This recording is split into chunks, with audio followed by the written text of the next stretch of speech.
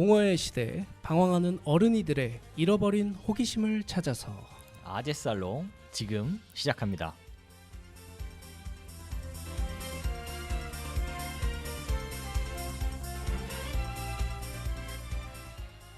안녕하세요. 아재살롱 진행자 안산토박이 안토, 작가 람지입니다. 아재살롱 두 번째 방송에 오신 여러분들 환영합니다. 단원 FM과 함께하는 아재살롱, 엉뚱한 질문에 진심으로 들이대는 아재들입니다. 오늘 하루도 쓸모 있느라 고생하셨습니다. 잠시 방전하시고 머릿속 드라이브 정리하세요. 자, 그럼 노래 한 곡 먼저 듣고 오겠습니다. 킨의 Can't Stop.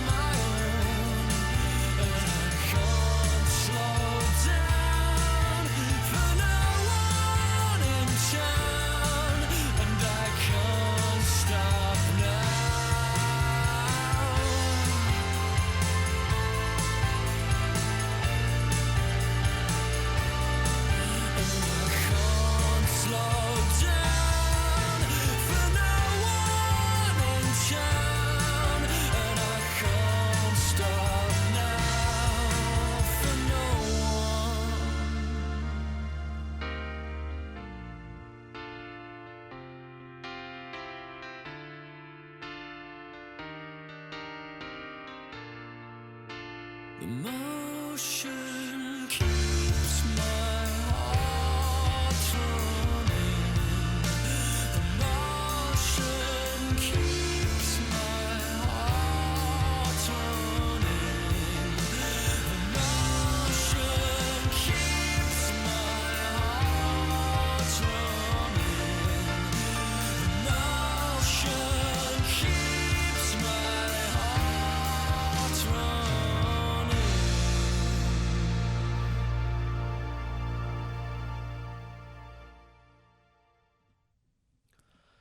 자, 노래 한 곡 듣고 왔습니다. 아재살롱 두 번째 방송 이제 본격적으로 시작해 볼까 하는데요. 여러분들도 잘 아시겠지만 이제 4월 10일에 한국에 큰 이벤트가 하나 있었죠. 네, 그렇죠. 예, 바로 총선이 있었습니다. 그래서 오늘 이제 총선이 한번 이제 이벤트가 지나기도 했고 해서 관련된 주제를 한번 잡아볼까 해서 이렇게 준비를 해봤는데요. 먼저 우리 그래도 총선 각자 투표는 했을 것 같은데 한번 소회를 한번 들어볼까 합니다. 먼저 저 람지 씨 한번 얘기해봐 주시죠. 일단 저 같은 경우에는 이번에 사전 투표가 금요일 날, 토요일 날 한 걸로 알고 있거든요. 그래서 저는 토요일 날에 이제 사실 예전에도 토요일 날 주말에 이렇게 가서 사전 투표를 할 수 있었는지 그 부분에 대해서는 제가 정확하게는 모르겠는데 주말에 그렇게 가서 사전 투표를 할 수 있다는 것 자체가 일단은 좋았던 것 같고요. 그래서 저는 사전 투표 날 토요일 날 점심 때 점심을 먹고 그다음에 사전 투표를 이렇게 하러 갔습니다. 같이 갔지 않았나요 그때? 아 그랬나요? 네. 사실 저도 사전 투표를 이번에 처음 해본 것 같아요. 저희가 나름 그래도 나이가 좀 있다 보니까 네네. 그동안 뭐 대선, 총선 여러 선거에서 투표를 해보긴 했는데 저도 생각해 보면은 저번에 사전 투표를 처음 해본 것 같아서 되게 새로운 느낌이었고, 그리고 또 사람들도 이번에 생각보다 많이 투표를 하신 것 같아서 또 그런 열기랄까 그런 걸 또 느끼는데도 많이 좀 인상이 남는 것 같아요. 저희 뭐 결과도 이미 나오게 됐는데 뭐 결과에 대해서는 또 인상이 남으신 게 있나요? 제가 사실 그 투표를 처음에 이렇게 공개해서 라이브로 진행하는 것들을 좀 이렇게 봤었거든요. 그런데 저는 사실 처음에 나왔었던 어떤 투표의 그 어떤 진행 상황 이런 것들이 대체적으로 좀 쭉 진행될 것 같다. 약간 이런 예상을 좀 했었거든요. 사실 그런 것들을 좀 제대로 살펴보거나 이런 적이 없었기 때문에. 근데 좀 보니까 그 처음에 나왔었던 게 뭐 이제 보셨으면 알겠지만 처음에 국힘 쪽이 네네. 굉장히 높은, 그러니까 상대적으로 훨씬 더 높은 그런 자석수를 차지하고 있었거든요. 근데 시간이 좀 지나서 확인해 보니까 완전히 역전이 돼 있더라고요. 그래서 그런 거 봤었을 때, 그리고 사전 투표랑 본 투표가 이렇게 나눠서 진행이 됐었잖아요. 그렇죠. 그런 것들을 언제 그거를 적용시키냐에 따라서 좀 투표율이나 이런 것들이 변동될 수 있겠다. 그리고 어디를 당을 지지하느냐에 따라서 사전 투표에 더 많이 가서 했을 것이냐, 아니면 본 투표에 가서 그 당을 지지했을 것이냐, 투표를 했을 것이냐, 좀 이런 것들이 나눠지지 않았나라는 생각을 좀 해보게 됐습니다. 사실 지금 말씀하신 게 실제로 선거 결과에 영향을 많이 준다고들 이제 얘기를 하는 것 같아요. 그래서 이번에 사전 투표를 많이 했는지 혹은 본 투표를 많이 했는지도 저희가 지금 보고 있는 그 결과 거기에 굉장히 많은 영향을 줬을 거라고 보고요. 다만 저는 그냥 결과와 상관없이 사전 투표가 이제 우리 그 선거 문화의 하나로서 좀 자리 잡게 된 것 같아서 그 자체가 상당히 인상이 좀 남았던 것 같아요. 아무래도 본 투표는 이제 저희가 공휴일이다 보니까 그날 이제 휴가를 쓰시는 분들도 계시고, 그렇죠. 혹은 또 여러 일정을 잡으시는 분들 입장에서는 미리 투표를 사전에 한 다음에 쉬는 날 자기가 예정했던 그런 스케줄을 제대로 진행하는 게 또 많이 도움이 되지 않을까 하는 생각이 들어서 네네. 점차 이런 좀 선거 문화가 좀 더 자리 잡았으면 하는 바람이 있는데, 다만 그럼에도 제가 한 가지 아쉬웠던 건 여전히 투표율, 투표율이었던 것 같아요. 물론 이번 총선, 네네. 22대 총선 투표율이 상대적으로 굉장히 높았던 건 맞는데 지금까지 국회의원 선거 중에서 가장 높다고 들은 것 같은데 그게 맞지 않나요? 맞아요. 물론 이제 역대 최대는 아닙니다. 왜냐하면 그 아주 먼 옛날에는 더 높았던 시절이 있었기 때문에 그럼에도 이제 최근 한 10년과 비교를 해봤을 때 분명히 높은 건 사실입니다. 아마 제 기억으로는 한 67% 정도 진행이 됐던 걸로 알고 있거든요. 네네.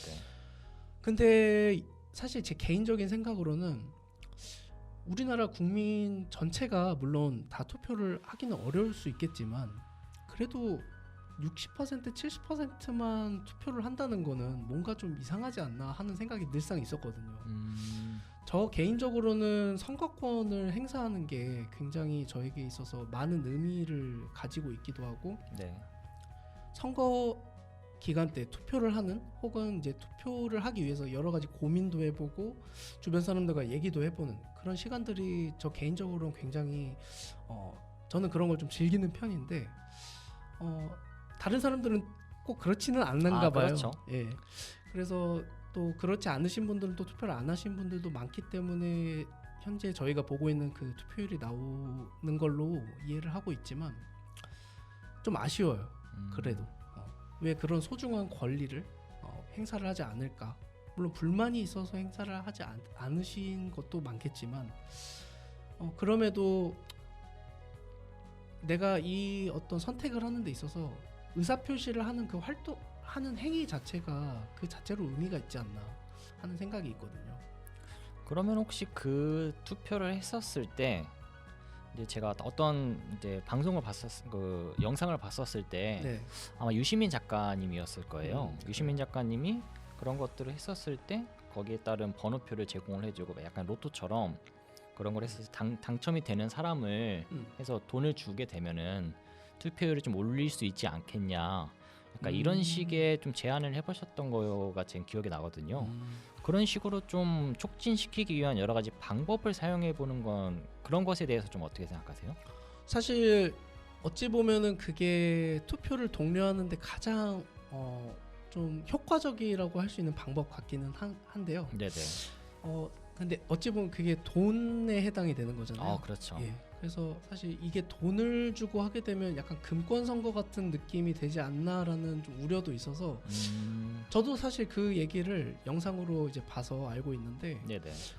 굉장히 설득력이 있는 동시에 우리 사회에서 가능할까 하는 약간 그런 의구심도 좀 들었던 것 같아요. 약간 실현 가능성이 없다라고 말씀하시는 건가요? 아니면은 실현 가능성은 있을 것 같은데 그게 반대하는 사람들도 꽤 많을 것 같아요. 그 행위 자체. 그렇죠. 이게 아무래도 투표를 해서 누군가에게 어떤 정당이나 지지를 위해서 투표한다기보다는 내가 그냥 그거 투표를 해서 운이 좋으면 거기에 따른 돈을 획득할 수 있다라는 식의 어떤 배보다 배꼽이 커지는 그런 상황이 또 올 수도 있기 때문에 그런 것들을 걱정하거나 그런 것들에 대해서 우려하는 사람들 입장에서는 굳이 그런 것들을 하면서까지 올려야 되나 하는 그런 우려를 좀 가질 수도 있겠네요. 그렇죠. 그래서 그런 차원에서 오늘 주제를 좀 늦게 소개하지만 한번 말씀드릴까 하는데요. 네. 이번 아재살롱 두 번째 주제는 바로 1인 1표 선거권, 투표권이라고도 할 수 있겠는데 이것에 대한 이것이 과연 절대적인 원칙으로만 생각을 해야 되는가에 대한 거를 한번 얘기해 볼까 해요. 사실 아시겠지만 우리나라 그 선거에 4대 원칙이라는 게 있잖아요. 그렇죠. 뭐 조금 간단하게 소개를 드리자면 이제 보통 선거, 평등 선거, 직접 선거, 그리고 비밀 선거 이렇게 네 가지 원칙이 있고 이 네 가지 원칙이 우리나라 헌법에 이제 명시가 되어 있기 때문에 그만큼 중요하다고 할 수 있는데 이번에 저희가 준비한 주제는 사실 이런 헌법과는 약간 좀 다르죠. 사실. 그렇죠. 그래서 이 주제를 하는데 약간 좀 고민이 들었던 게 이걸 먼저 좀 말씀을 드려야 될 것 같아요. 저희가 이 4대 원칙, 선거의 4대 원칙에 대해서 이것을 뭐 중요하게 생각하지 않는다 이런 게 아니잖아요. 네. 예. 다만 한번 1인 1표라는 것에 대해서 우리 한번 상상을 해보자라는 차원에서 한번 준비를 해봤고요. 그리고 잘 아시겠지만 예전에는 이런 1인 1표 선거 제도가 아니었잖아요. 그렇죠. 예. 또 그런 시절도 있었기 때문에 과연 이것이 어떻게 우리 사회에서 이렇게 당연한 걸로 받아들여졌는지 또 그리고 앞으로의 시대에서는 또 이런 당연한 것들이 또 달라질 수도 있기 때문에 그렇죠. 언제든지 달라질 수 있으니까. 예. 그래서 그런 것들을 한번 상상해보는 그런 좀 잡담하는 시간이 돼보면 어떨까 해서 준비를 해봤습니다. 네. 일단 뭐 얘기가 나온 김에 한번 1인 1표에 대해서 저기 람지 씨는 어떻게 좀 생각을 하고 계신지. 저 같은 경우에는 물론 이게 절대 원칙이긴 하지만요. 그리고 이게 사실 아직 그런 식의 도입이 된 나라가 있는지도 솔직히 잘 모르겠어요. 저는 잘 모르겠어요. 네, 저도 그런 것들 들어본 적이 없고 좀 찾아봤는데 그런 것들이 나오는 것 같지는 않더라고요. 그래서 지금은 굉장히 그러니까 어떻게 보면은 그 1인 1투표라는 게 개개인이 모두가 평등하다라는 것을 전제로 깔고 있기 때문에 모두가 행사하는 한 표의 투표의 어떤 가치가 동등해야 된다. 이거에 대한 전제권을 깔고 가기 때문에 그 한 사람의 한 표밖에 생기지 않는 거잖아요.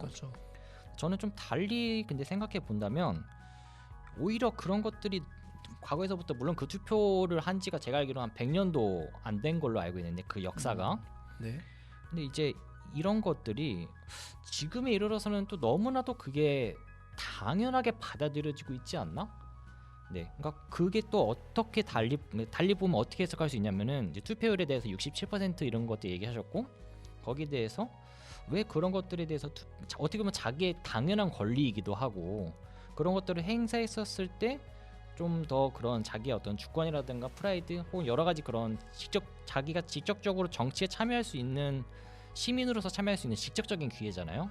네. 네, 그렇죠. 직접적이면서 확실한 기회인데 이런 것들 그냥 너무나도 난 투표 그냥 뭐 안 할래라고 이렇게 져버리는 사람들이 또 요즘 있는 것 같거든요. 물론 이제 어느 정도 그런 것들이 증가하고 있다고는 하지만 그렇다고 한다면은 이런 것에 대한 좀 당연하다고 여기는 것들에 대해서 한 번쯤은 의문을 던져볼 필요가 있지 않나. 그러니까 1인 1투표가 아니라 어떤 여러 가지 방법들을 통해서 그런 것들을 늘릴 수 있는 기회를 준다고 한다면은 저는 오히려 1인 1투표를 안 하던 사람들마저 관심을 갖게 하는 그런 계기가 될 수도 있지 않나. 약간 이런 생각을 좀 해보는 것 같아요. 그러니까 당연하게 여겨지던 거를 그런 어떤 제도나 어떤 방법을 통해서 다시 한번 좀 환기시키고 이 투표의 중요성을 다시 한번 인식시키고 그런 차원에서 좀 상상할 수 있는 것들이 되게 많을 것 같아요. 네네네. 사실 저는 이제 람지 씨 이렇게 말씀하신 거 들어보면서 저도 앞서 말씀드렸던 것처럼 낮은 투표율이 제 개인적인 불만인데 네. 이런 사람들이 왜 투표의 그 1인 1투표의 가치를 그렇게 중요하게 생각하지 못할까 하는 약간 불만이 있다 보니까 야, 이런 사람들에게도 1인 1표를 동등하게 보장하는 게 맞나? 라는 약간 좀 위험한 생각 이런 것들이 물론 있습니다. 이제 그쵸. 왜냐면은 또 현실에 어떤 좀 살아가다 보면은 거기에 치여서 그런 것들을 미처 챙기지 못할 수도 있고요. 혹은 또 어떤 감기에 걸렸거나 뭐 어떤 신체적으로 선거를 할 수 없는 그런 상황에 처해 있는 사람이 있을 수도 있고 그럴 여러 수 가지 상황이 있을 수 있으니까요. 그래서 일단 좀 위험할 수 있지만 제 생각을 네. 아주 한번 말씀을 드리자면은 약간 메리트를 아까 말씀을 주셨는데 그래서 뭐 금전적인 보상이라든가 이런 걸로 말씀 주셨는데 저는 반대로 한번 좀 생각해봤어요. 디메리트를 한번 줘보는 건 어떨까? 구체적으로 어떤 디메리트가 있을까요? 예를 들어서 투표를 안 하는 거를 저는 문제를 삼는 거잖아요, 기본적으로. 그래서 투표를 만약에 어느 선거 때 한번 안 하게 됐을 때 그 사람의 투표권에 대해서 그 가치를 조금 낮춰주는 건 어떨까 하는 생각도 있거든요. 네네. 그래서 만약에 이번 총선 때 투표를 안 했다, 불가피하게 못한 건 어쩔 수 없지만 그런 게 아니고 그냥 안 할래, 나 마음에 드는 사람 없고 혹은 또 귀찮아, 이런 사유 때문에 그냥 안 한 사람이 있다면은 그 사람의 투표권을 절반으로, 다음 선거 때는 절반으로 인정해주는 방식은 어떨까 하는 생각이 약간 일편 들었거든요. 0.5표가 적용이 돼야 된다. 그렇죠. 그래서 다음 선거 때 그 사람이 투표를 하게 되더라도 0.5표를 행사를 할 수가 있는 거죠. 물론 그게 그렇게 대단하지 않다, 혹은 나도 그런 거 신경 안 쓴다, 개의치 않는다라고 생각하는 사람들도 있지만 약간의 그 경고가 될 수 있지 않을까 하는 생각에서 한번 의견을 드려봤습니다. 개개인의 가치를, 그러니까 어떻게 보면 자신의 행사할 수 있는 권리를 행사하지 않았기 때문에 그것을 행사하지 않은 사람에게 일종의 불이익을 주게 되는 거네요. 그렇죠. 불이익이라고 할 수 있죠. 그러면 만약에 이제 안토 씨께서 그렇게 0.5표를 준다고 하셨는데 이것이 다시 1.0표로 될 수 있는 기회가 주어지는 건가요? 아니면은 그거는 바로 이제 투표를 다시 했었을 때 그러면은 이제 다시 원복이 되는 거죠. 그럼 만약에 그 0.5표가 된 상황에서 투표를 만약에 또 거부하게 되면 어떻게 되는 걸까요? 사실 그것도 뭔가 좀 더 깊은 고민이 있어야 되는 건 분명할 것 같은데 네네. 지금 당장 드는 생각으로는 만약에 2번 이상 어떤 선거 참여를 하지 않았다, 의도적으로, 네. 그렇다면 0표로 하는 것도 한번 고민해볼 필요는 있을 것 같아요. 0표. 근데 이 얘기를 하다 보니까 제가 갑자기 떠오른 게 하나 있는데, 네네. 우리가 선거권이라 그러잖아요. 네. 그 말은 이제 권리란 뜻인데 이상하게 왜 선거는 의무가 아닐까요? 저는 좀 그런 생각이 들었어요. 약간 납세의 의무나 국방의 의무 이런 것처럼 말이죠. 또 람지 씨 잘 아시겠지만 군대 갔다 오셨잖아요. 그렇죠. 예, 우리 얼마나 힘들었습니까 가서. 그렇지만 결국에는 국방의 의무, 우리가 여기서 살아가는데 반드시 지켜야 되는 원칙 중에 하나이기 때문에 우리가 한 거잖아요. 그렇죠. 근데 왜 이 선거라는 거는 의무에 해당이 되지 않을까? 만약에 의무라고 한다면은 그거를 의무를 다하지 않았을 때 디메리트를 주는 게 자연스럽게 되잖아요. 저 이번에 선거 안 했으니까 너 투표권 절반으로 가치를 내린다. 혹은 뭐 다른 여러 가지 디메리트 방법들이 있겠죠. 그렇죠. 뭐 캐나다 같은 경우에는 제가 알기로 벌금을 행사한다고 알고 있거든요. 벌금을 매기는군요. 캐나다는. 네네. 거기는 굉장히 강경하네요. 물론 이제 벌금 금액이 그렇게 크다고는 듣지는 않았는데, 네. 네네. 그러니까 너가 그런 식으로 행사를 너의 권리를 하지 않았으니 거기에 따라서 벌금을 매기겠다 해서 한 몇십 달러 정도 내는 걸로 알고 있는데 그래도 몇십 달러 정도면 약간 기분이 그렇게 좋지는 않을 것 같은데. 네. 뭐 사실 그냥 그거 벌금 받는 것 자체가 그냥 기분 좋지는 않을 것 같기는 해요. 그렇군요.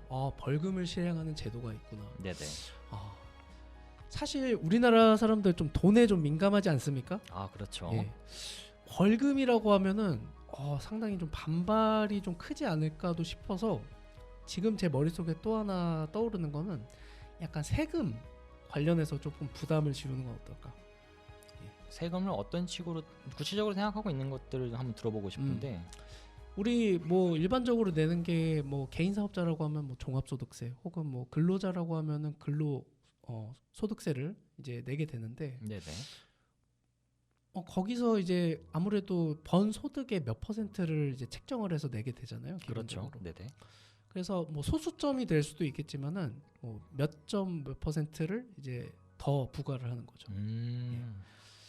근데 그게 지금 다시 생각해 보니까 조금 애매할 수 있는 게 네. 소득이 많은 사람들한테는 같은 퍼센티지가 늘어난다고 하더라도 금액 자체가 달라버리잖아요. 그렇죠. 그러면 또 그거 가지고 또 말이 많을 것 같아요. 근데 또 어떻게 보면은 세금이나 세율 같은 것들도 더 많이 버는 사람들이 그만큼 더 많은 돈을 내고 있잖아요. 그렇죠. 그렇게 봤었을 때 어떤 그런 면에서 바라봤었을 때는 나름 합리적이다라고 볼 수도 있지 않을까요? 소득이 많으니까 그만큼 책임이 커야 된다라는 약간 어떤 논리가 그렇죠. 그럴 수도 있겠네요. 야, 근데 이렇게 만약에 우리가 얘기했던 방식이 이렇게 적용이 되면은 그것 자체로 1인 1표라고 할 수 있는가 하는 생각도 드네요. 왜냐하면 각자가 버는 소득이 따라서 네네. 부과되는 어떤 디메리트 혹은 메리트가 달라지게 된다면은 네네. 그것 자체를 1인 1표로 볼 수가 있는가 하는 생각도 드네요.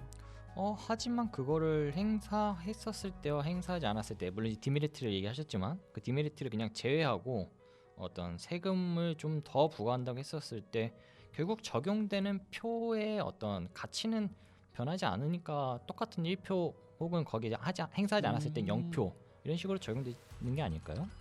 또 그렇게 얘기하니까 또 그것도 설득력이 있네요. 뭐 어떻게 바라보느냐에 따라서 이제 그것 가치가 좀 달라 보일 수도 있고 같아 보일 수도 있다. 그렇군요.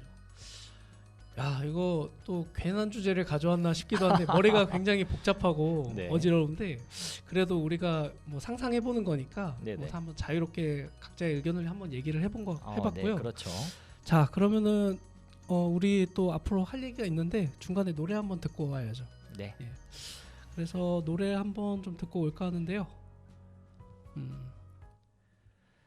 두 번째 노래는 콜드플레이의 스피드 오브 사운드 한번 들어보고 다시 돌아오겠습니다.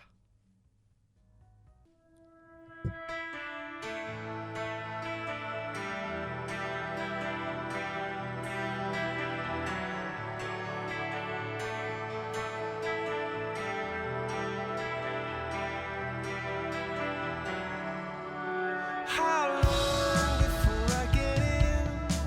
Before it starts, before I begin? How long before you decide?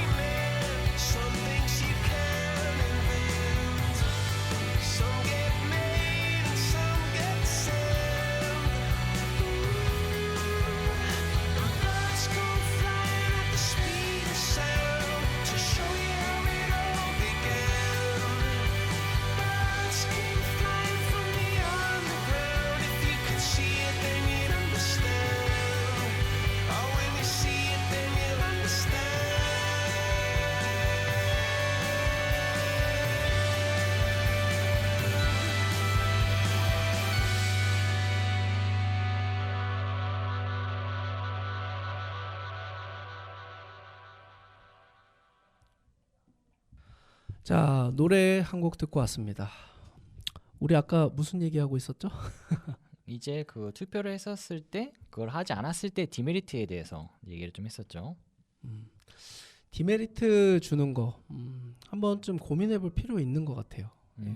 물론 메리트로 해보는 방법도 있겠죠. 그렇죠. 아까 말씀하신 게 그 뭐라고 했죠? 메리트를 어떤 걸 준다고 했었나? 이제 뭐 메리트 같은 경우에는 그 이제 뭐라고 해야지 약간 로또 같은 것처럼 추천 번호를 하나씩 이렇게 제공해가지고 지역구마다 예를 들면 하나씩 얼마씩 준다 이런 식의 네. 그거 혹할 수 있겠다. 좋습니다. 그러면은 우리 아까 또 선거 원칙 중에 비밀 투표 원칙, 네. 예, 비밀 선거 그것도 한번 얘기해 보면 어떨까 싶어요. 우리가 사실 비밀 선거라는 게 우리가 어떤 후보나 정당을 찍었는지를 공개하지 않는 게 원칙인 거잖아요. 그렇죠. 예, 그래서 종종 이제 누구한테 너 누구 찍었어? 어느 당 찍었어?라고 물어보는 게 굉장히 신뢰가 될 수도 있는데 사실 이게 과연 절대적인 원칙인가 하는 것도 한번 좀 상상력을 한번 발휘해 보면 어떨까 싶어요. 일단은 남지 씨 한번 또 갖고 있는 생각이 있나요? 관련해서? 이제 그 어떤 비밀 원칙이 과거에는 물론 이제 요즘에도 그럴 수 있기는 하지만 과거에 그 비밀 원칙이 지켜지지 않았다고 했었을 때 그 상황을 좀 고려해 봐야 된다고 생각을 하거든요. 그때는 내가 누구를 투표했는지를 알게 된다면 거기에 따른 보복이 이어질 수도 있기 때문에 그러니까 내가 누구를 투표했는지는 내 스스로만 알아야 된다. 그거에 대한 어떤 이런 규칙 이런 어떤 시스템 제도가 마련되어야 내가 혹시나 다른 사람 그러니까 거기에 관련된 뭔가 주류 그런 사람들을 뽑지 않았을 때에도 내가 불이익을 얻지 않을 수 있다. 약간 이런 것들이 있었기 때문에 비밀 원칙이 만들어졌던 것 같거든요. 그렇죠. 우리도 좀 약간 어두운 시절이 있었죠. 네. 과거에 나만 찍어야 돼. 혹은 다른 사람 찍으면은 막 폭행을 한다거나, 네네. 예, 뭐 따돌림을 한다거나 이런 것들이 있었다 보니까 이제 비밀 선거의 원칙이 이제 생기게 된 건데. 근데 우리가 지금은 상상력을 발휘해서 이 원칙을 다시 한번 좀 생각해보는 시간이다 보니까 혹시 다른 방법에 대해서 뭐 생각하고 계신 게 또 있을지. 그래서 이게 비밀 투표를 지키지 않았을 때 그럼 여기에 대해서 뭐 이게 사실 그냥 무조건적으로 그냥 이걸 한번 공개하자라고 하는 것 자체가 그냥 돼서는 안 될 거 아니에요. 이거를 뭔가 낮췄을 때 거기에 따른 이익이 같이 따라와야 될 거 아니에요. 그렇죠. 그래서 저는 이 비밀 원칙이 어느 정도 훼손됐었을 때 같이 따라올 수 있는 게 투명성이라고 생각을 하거든요. 비밀을 없애고 투명성을 높인다. 그렇죠. 이렇게 되는 거예요. 물론 이제 그거를 그럼 비밀을 완전하게 없애면 되느냐? 또 이 부분에 대해서는 좀 고민할 필요가 있다고 생각을 해요. 어느 정도 선을 공개할 것이냐의 문제인 것 같은데 막 그런 얘기들 많잖아요. 막 선거 이런 거 했었을 때 이거 부정선거 아니냐. 아 그런 논란들이 있죠. 그렇죠. 이거 네. 제대로 된 투표가 내가 한 투표가 제대로 적용이 됐고 혹은 내가 한 투표는 이렇게 있고 그 사람들이 그 지역구에 있는 사람들이 투표한 것은 이렇게 있는데 이것을 누군가가 바꿔치기 해서 했을 수도 있는 그러니까 그런 식의 어떤 의문이나 거기에 따른 신뢰성 이런 것들이 좀 제기되기도 하잖아요. 그렇죠. 그런데 그런 것들에 대한 비밀의 원칙을 좀 낮춰서 투명성을 좀 높이게 된다고 한다면은 최소한 거기 지역구에 있는 사람들이 뭐 정보를 어디까지 공개했는지에 따른 하에 대해서는 좀 더 세부 사항 이런 것들이 좀 논의가 좀 필요하긴 할 텐데 누가 누구를 투표했는지를 정확하게 알고 그것이 공표할 수 있고 확인할 수 있다고 한다면은 이런 어떤 부정 선거에 대한 의혹이나 이런 것들에 대해서는 좀 확실히 줄어들 수 있다라고 볼 수 있겠죠. 근데 그렇게 되면은 사실 투명성이 어찌 보면 훼손이 되는 거는 피할 수 없는 네. 것 같게 되는데 그렇게 투명성을 제고하는 거에과 비추어서 비교를 해봤을 때 네. 비밀성을 그만큼 줄이게 되는 게 그만한 가치가 있는지에 대한 것도 좀 따져보긴 해야 될 것 같아요. 사실 뭐 상상으로 이번 주제를 갖고 오긴 했지만 네네. 저도 지금 생각해 보니까 내가 선택한 거를 다른 사람한테 알리는 게 나도 쉽지는 않을 것 같다라는 생각이 들어요. 그렇죠. 그러면 쟤는 몇 번 찍은 놈이야. 쟤는 무슨 당 지지하는 놈이야. 이런 식으로 좀 비탄을 받거나 따돌림을 당할 수도 있으니까요. 그러니까요. 혹은 또 사이가 안 좋아질 수도 있겠죠. 네네. 지금 당장 제 머릿속에서 하나 떠오르는 생각이 우리 그 선거 과정에서 그 블록체인 방식을 한번 도입해 보면 어떨까 하는 생각이 지금 떠올랐거든요. 예. 블록체인 뭐 코인으로 많이 알고 계시는 경우들이 많은데 블록체인 기술이라는 게 결국에는 이제 여러 사람들이 어떤 시스템에 참여를 했을 때 그 참여한 인원들이 서로 간에 발생하는 여러 가지 그런 어떤 거래나 상호작용 이런 것들에 대해서 다 같이 그 정보를 공유하는 시스템이라고 할 수가 있는데 네. 근데 사실 우리가 그 시스템을 통해서 어찌 보면은 그 아까 부정선거 네네. 말씀하신 그런 위험성을 그 블록체인 기술을 통해서 굉장히 줄일 수 있지 않을까 하는 생각이 들고요. 그럼과 동시에 다른 사람한테는 또 그 나의 선택을 알리지 않는 그런 비밀성도 같이 보장해 볼 수 있지 않을까 하는 생각이 들어서 물론 우리 지금 현행 선거가 자신이 투표를 하려면 이제 투표소를 직접 찾아가거나 이제 물리적으로 이제 행해야 이제 선거권 행사가 가능한데 그렇죠. 사실 뭐 디지털 시대도 됐고 뭐 주변에 뭐 블록체인 기술이 뭐 워낙 이렇게 언급이 많이 되고 있는 이런 시절이라고 한다면 한 번쯤 이거를 선거 과정에 한번 도입을 해보고 한번 테스트해보는 것도 좋지 않을까 하는 생각이 듭니다. 그러면 블록체인을 그러면 이제 안토 씨께서 말한 게 실제 내가 어떤 투표하는 장소에 가서 투표를 할 수 있는 것뿐만이 아니라 네, 집에서 예를 들면 스마트폰으로 간단하게 뭐 카카오톡 인증이나 이런 것들은 당연히 필요하겠지만은 그런 식으로도 투표를 행사할 수 있어야 된다라는 지금 얘기를 하신 건가요? 저는 그렇게 했을 때 더 선거권 행사가 아무래도 투표율이라고 말할 수도 있겠죠. 그렇죠. 투표율이 훨씬 높아질 수 있을 거라고 생각이 들고요. 먼저 네네. 다만 이제 보안성에 대해서 굉장히 철저한 시스템을 구축을 해야 될 것 같긴 해요.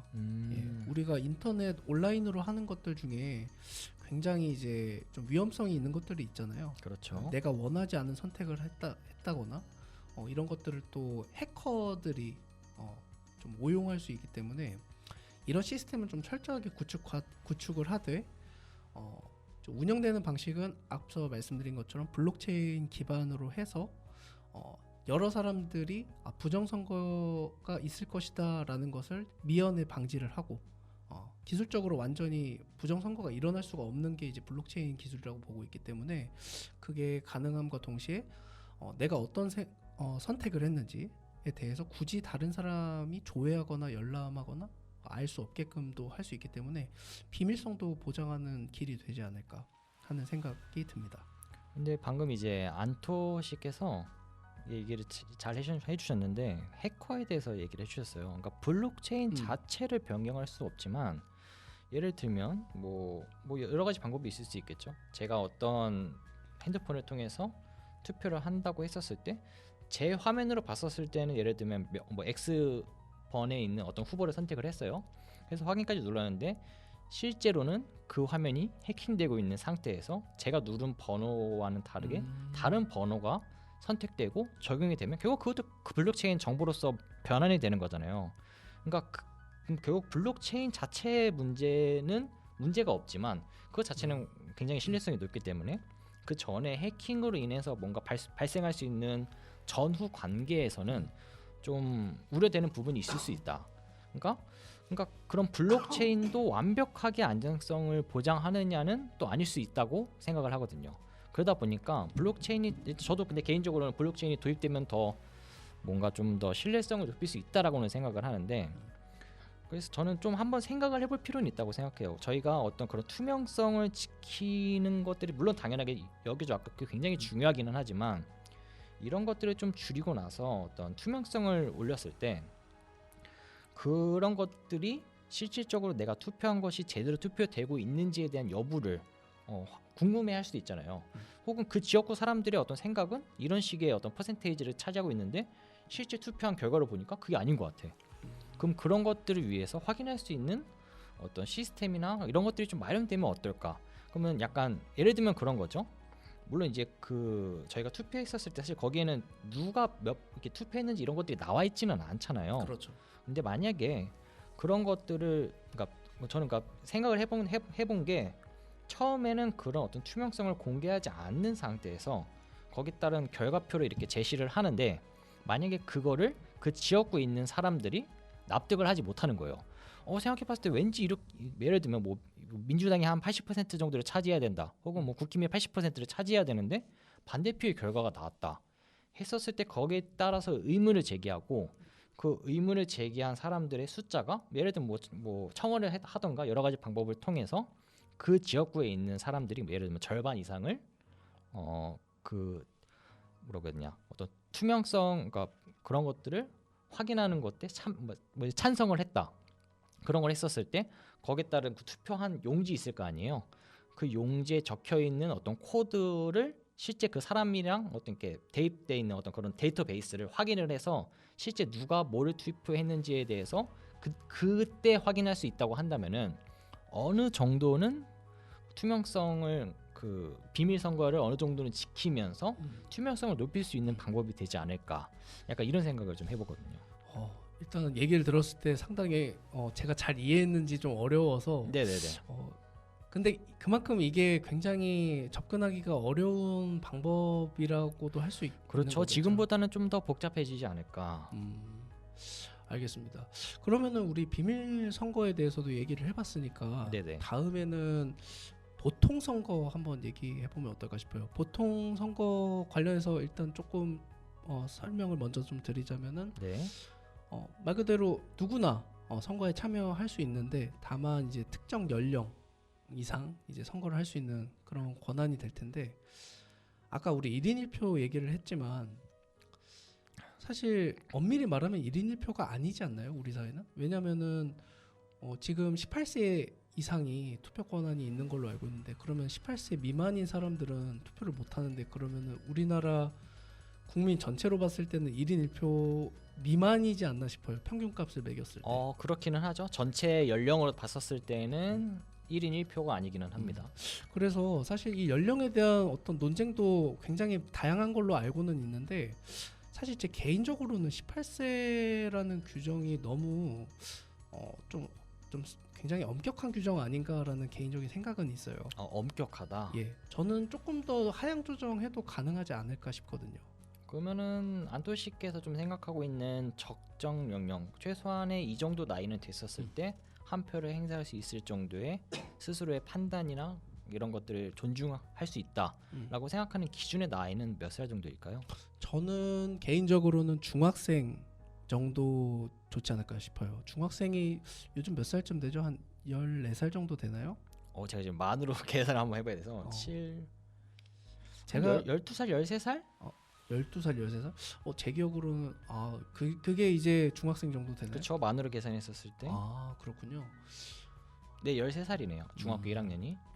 물론 이것 자체도 또 편견을 가지고 있는 걸 수도 있는데, 제가 중학생 정도로 말씀드린 이유는 사실 우리가 초등학교 때 뭐 반장 선거하고 뭐 이렇게 회장 선거하고 뭐 이런 것들이 있잖아요. 네. 어찌 보면은 우리가 태어나면서 교육 과정에서 처음 그런 걸 경험해 보는 게 이제 초등학생 시절일 것 같은데, 네. 물론 사실 그게 우리 일상에서 그렇게 막 자연스럽게 녹아든 것 같진 않아요. 현실적으로. 물론 형식적으로 하는 것 같기는 한데, 지금 람지 씨 기억해 보면은 뭐 반장 선거나 이런 학급 회의라고 하나요? 그런 거에 관련된 기억이 많이 남아 있나요? 제가 초등학교 때 제가 아마 반장을 해봤던 것 같거든요. 반장을 하셨어요? 네. 그렇군요. 정확히 초등학교 때 했었던 기억이 나요. 그게 반장이었는지 부반장이었는지 확실하게 기억이 안 나는데, 근데 확실하게 좀 기억나는 것은 그것을 제가 했었을 때 거기에 따른 어떤 역할은 분명히 주어졌어요. 반장이거나 부반장이면은 예를 들면 선생님이 오시면은 그거에 따라서 뭐 인사를 한다든가 거기에 따라서 뭔가 좀 통솔을 할 수 있는 그런 것들이 있다든가 이런 것들은 있었는데, 일종의 좀 저는 약간 잡무를 배당하는 사람의 일원으로서 어떤 역할을 수행하는 그런 일원으로서 느껴졌고요. 실제 그 반이 운영이 잘 되기 위한 실질적인 방법을 제안하고 그것에 따라서 반의 분위기나 어떤 방향성이 달라질 수 있는 위치였다, 라는 생각은 좀 들지 않았던 것 같아요. 그래도 반장을 하셨으면 뭐 부반장이나 혹은 뭐 파트별로 이런 담당하는 역할들이 네네. 누군가에 부여가 됐을 텐데 그걸 하는 과정에서 선거 절차를 거치지 않았나요? 그렇죠. 선거 절차는 거쳤죠. 그래서 제가 아까 말씀드린 이 그 연령을 말씀드렸던 이유는 우리가 그래도 초등학생 때 어느 정도 누군가를 선출하고 혹은 피선출되고 하는 그런 경험들을 해봤으니까 중학생 정도 되면은 아 이번에는 우리 학급이 아니라 우리 학교가 아니라 우리 사회에서 뭔가 어떤 중요한 대변자 역할을 할 수 있는 사람들을 우리 손으로 한번 뽑아보자 하는 그런 니즈들도 분명 있을 것 같아요. 예, 물론 제 개인적으로는 그 당시 때 뭐 철이 없었는지 그런 생각은 당연히 없었는데 또 요즘 애들은 또 그런 생각을 많이 갖고 있지 않을까 하는 기대감도 좀 있고 네. 그리고 제가 어디 뉴스에서 보니까 굉장히 어리신 분들이 이제 투표권을 위해서 이렇게 어떤 뭐 집회라든가 연설이라든가 이런 걸 하는 모습도 간간히 좀 보긴 했거든요. 아, 미성년자가요? 예, 예. 그래서 저런 친구들도 우리 사회에 대해서 굉장히 관심이 많고 뭔가 자기의 의사를 표현하려는 욕구 그런 것들이 굉장히 크구나 하는 거를 그때 느꼈었는데 다만 그들에게는 법적으로 그런 어떤 선거권이 보장이 안 되니까 그렇죠. 예, 실질적으로 참여를 못 하고 있는 상황이죠.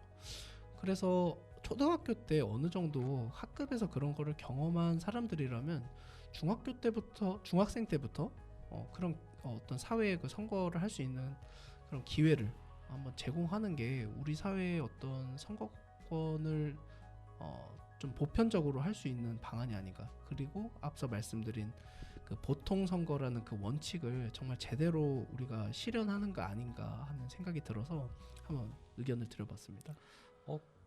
저가 좀 더 이제 추가적으로 좀 질문드리고 싶은 게 있는데 예, 이제 중학교 뭐 예를 들면 중학교에 한 1학년 때부터 투표 권한을 갖는다라고 하셨는데 그러면 그건 어떨까요? 일단 초등학교 한 1학년 때부터는 네. 거기서도 투표권을 주는데 초등학교 1학년 때도 투표를 할 수가 있지만 예를 들면 0.5표가 적용된다. 사실 저희가 비밀 투표 말고도 이제 예. 1인 1투표 이런 것들을 얘기했으니까 할 수 있는 건데 그런 식으로 좀 더 어린 나이에 그때부터도 투표권을 행사할 수 있다고 한다면 네네. 그러니까 사실 이제 초등학교 때 물론 중학교 때도 그런 식으로 거기에 관심 있는 사람들은 이제 할 수 있겠지만은 초등학교는 조금 더 어리잖아요. 사실 뭐라고 해야 되지? 저는 나이가 먹어가면 먹어갈수록 자기뿐만 아니라 자기 있는 주변에 있는 어떤 세계나 이런 것들에게 더 관심을 많이 가지게 된다고 생각을 하거든요. 자연스럽게 커가면서. 그럴 수 있죠. 그래서 초등학생 같은 경우에는 사실 세상이 어떻게 변하고 어떻게 바뀌고 있는지에 대한 관심보다는 내가 무엇을 느끼고 있고 내 주변에 어떤 일이 일어나고 있는가에 대해서 사실 더 관심을 가지는 시기라고 생각을 해요. 하지만 만약에 그때 이제 투표를 할 수 있는 권한을 주어주고 대신 이제 어떤 그런 사실 제대로 된 판단을 할 수 있는지 없는지에 대해서는 그것 때문에 사실 나이가 이렇게 갈리고 있는 거잖아요.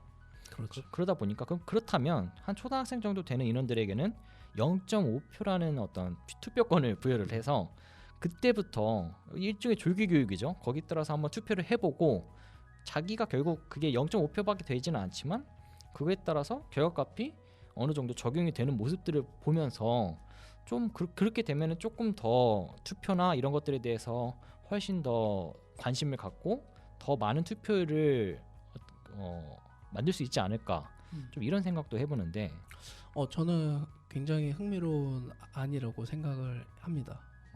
지금 말씀하신 거는 제 생각에는 약간 교육적인 차원의 의미가 좀 큰 것 같아요. 네. 그렇지 않나요? 아무래도 경험을 해본다는 거를 좀 어렸을 때 초등학생이죠. 초등학생이라는 그 어린 시절에 한번 경험을 시켜주고 네네. 이제 본격적으로 일표를 행사할 수 있는 권한을 줬을 때 그 사람들이 더 적극적으로 참여하고 혹은 더 익숙해진 상태에서 참여할 수 있도록 유도하는 그런 아이디어가 아닌가. 전 좋은 생각이라고 합니다. 좋은 생각인 것 같습니다. 근데 아까 또 그 람지 씨가 얘기했던 것 중에 나이가 들면 들수록 이렇게 약간 좀 성숙해지고 세계 혹은 주변 세상에 대한 관심이 많아진다고 하신 것도 저도 일견 좀 동의를 하는데 저는 사실 약간 또 다른 생각도 있어요. 어떤 걸까요? 예. 저는 한 10년 전, 저 네네. 20대인데 20대는 지금 람지 씨가 말한 것처럼 나이가 들면 들수록 내가 더 성숙해지겠지라는 어떤 그런 기대감도 있었고 또 그보다 더 어렸을 때는 저희 부모님이나 또 어르신들을 보면서 아 나도 저 나이대가 되면 저분들처럼 뭔가 좀 지적으로 좀 안정돼 좀 많이 알고 있고 뭔가 좀 정서적으로도 좀 안정돼 있는 그런 단계에 이르지 않을까라는 어떤 기대감도 있었던 것 같고요. 근데 이제 30대가 되고 요즘 같은 시점에서는 이게 나이를 먹는다고 해서 꼭 성숙해지는 건 아닌 것 같다는 어떤 그런 사례들을 많이 보게 되다 보니까 네. 아 좀 약간 나이 들면 성숙해진다는 거에 대해서 약간 좀 회의감을 느낄 때도 있어요. 뭐 나이가 저보다 훨씬 많으시고 그러신 분들이 막 욕설을 아무렇지 않게 한다거나 혹은 막 행패를 부린다거나 하는 모습들 그런 모습도 간간히 보이잖아요. 그렇죠. 우리 주변에서. 혹은 또 우리가 뭐 선거 얘기를 하고 있으니까 선거 자체에 그냥 안 나가시고 아유 그놈이 그놈이지 하면서 그냥 포기하시거나 행사를 안 하시는 분들도 많이 계시고요. 네. 그리고 또 우리 생물학적으로 봤을 때 나이가 들면 들수록 사실 사람의 뇌나 어떤 신체적인 역량이 퇴화되는 경향이 있잖아요. 그렇죠. 그런 걸 봤을 때 만약에 우리가 이거 좀 위험한 발언이 될 수도 있을 것 같은데 어디까지나 상상의 영역으로서. 그렇죠. 네. 우리는 상상을 하는 거니까. 우리가 현재 만 이제 18세 이상에 대해서 선거권을 부여하는 것처럼 네네. 우리의 그 신체 나이를 감안해서 어떤 그 상한선도 정할 필요가 있지 않은가 싶어요. 어느 정도의 일정 나이를 지나게 되면은 선거권을 박탈한다. 박탈이라는 좀 용어가 약간 무섭게 들리는데 사실 그게 가장 쉬운 설명인 것 같기는 해요. 네네. 예. 근데 다만 저는 이제 박탈을 한다기보다는 약간 좀 쿠션 단계를 좀 마련했으면 좋은 게 네네. 우리 저 운전면허 있을 때 갱신하는 기간이 있잖아요. 그렇죠. 우리 나이가 들면 또 운전하는데 또 약간 위험성이 있다 보니까 네네. 또 그런 걸 또 검증하는 것도 필요할 텐데 그런 것처럼 우리의 어떤 그 선거권에 있어서도 사실 우리 많은 사람들이 선거권을 행사는 하지만 그 어떤 의미나 어떤 절차나 뭐 아까 우리가 얘기했던 어떤 원칙들이나 이런 것들을 염두하면서 선거권을 행사하는 사람들이 그렇게 많지는 않은 것 같거든요.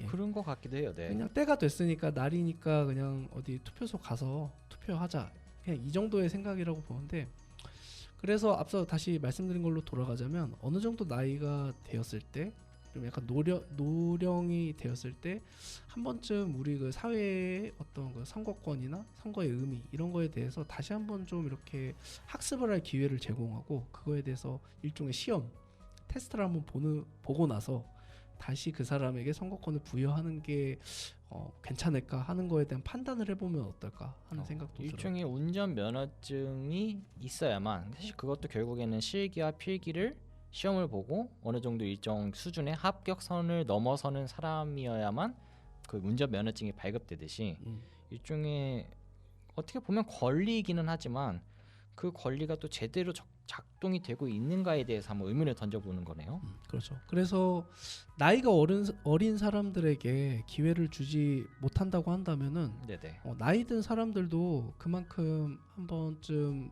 자신의 그 권리에 대해서 다시 한번 되짚고 좀 생각해 볼 기회나 혹은 그런 시간을 제공을 해주는 게 보다 공평하지 않을까. 예. 우리가 지금 상상하고 있는 그 무슨 연령 제한 이런 거 아예 없앤 그런 완전한 보통 선거를 만약에 실현하지 못한다고 한다면은 제도적으로 그 연령 상한선을 어느 정도 좀 마련을 하고 그에 따라서 한번 그런 절차들을 진행해 보면 어떨까 하는 생각도 들어요. 그런 식의 어떤 생각을 한번 해볼 필요도 있을 것 같다. 만약에 그러면은 안토 씨는 구체적인 나이에 대해서 좀 생각해 보신 게 있을까요? 아니면은 상한선 나이에 대해서. 네네. 상한선 나이는 우리 또 사람마다 생물학적인 어떤 그런 노화 속도나 이런 게 또 다르다 보니까 이거를 어떤 신체 나이에 그걸로 정한다는 게 쉽지는 않을 것 같아요. 그렇죠. 사실 모든 제도는 좀 일관성이 있어야 되고 누구나 좀 쉽게 활용을 할 수 있는 게 또 중요하잖아요. 그래서 그런 점에 비춰봤을 때는 제 생각에는 우리가 노령으로 이렇게 분류하고 있는 우리 사회에서 노령으로 분류하는 그 나이에 따라서 한번 해보면 어떨까 싶어요. 처음에는 우리 지금 노인이 되는 그 나이 기준이 몇 살 정도 되죠? 제가 그건 정확히 잘 모르겠는데. 저도 잘 모르겠는 게 어. 그게 확실한 거는 그 나이가 점점 높아지고 있다는 거는 확실하거든요. 아, 우리 이제 노령화가 되면서. 그렇죠. 그렇다면은 지금 당장 드는 생각은 한 70세 정도로 70세. 한번 해보는 건 어떨까 싶어요. 하고 나서 그 뭐 이후에는 어떤 투표권이나 이런 것들을 행사하기 위해서는 시험이나 혹은 거기에 따른 뭔가 교육이나 이런 것들을 그렇죠. 받아야만 연장이 되는 식으로다가 예. 만약에 시험이 너무 그분들에게 가혹하다고 여겨진다고 한다면은 적어도 교육의 기회는 좀 줘야 된다고 생각이 들어요. 물론 나 이미 잘 알고 있는데 뭘 또 교육이야 하면서 이렇게 하시는 분들도 계시겠지만 우리가 어떤 좀 강제적인 제도로서 좀 마련을 하게 되면은 또 그런 걸 보면은 꼭 그 나이대가 아니신 분들도 다시 한번 좀 생각해 볼 수 있는 기회가 될 것 같긴 하거든요. 투표에 대해서 우리 아버지 저거 교육 받으러 가시네. 나는 잘 알고 있나? 이렇게 한번 생각을 해보는 거죠. 예, 그러면은 또 우리 여러 가지 얘기해봤는데 네네. 또 시간이 좀 많이 지난 것 같아서 이제 슬슬 좀 마무리를 해보려고 합니다. 오늘 저희가 가져온 뭐 이 여러 가지 투표에 관련된 주제들 약간 민감할 수도 있겠지만 앞서 서두에서 말씀드린 것처럼 한번 상상을 해보는 거니까요. 우리 사회가 앞으로 또 어떻게 변화할지 이런 것들을 우리가 뭐 예언자가 아닌 이상 미리 알 수가 없기 때문에 이런 상상들을 미리 해보는 것도 우리 사회에 많은 어떤 도움이 되지 않을까 하는 생각입니다. 예, 그러면은 이번 아재살롱 두 번째 시간 이제 마치도록 하고요. 마지막 곡 듣고 방송 마치도록 하겠습니다. 마지막 곡은 엘튼 존의 엘도라도입니다.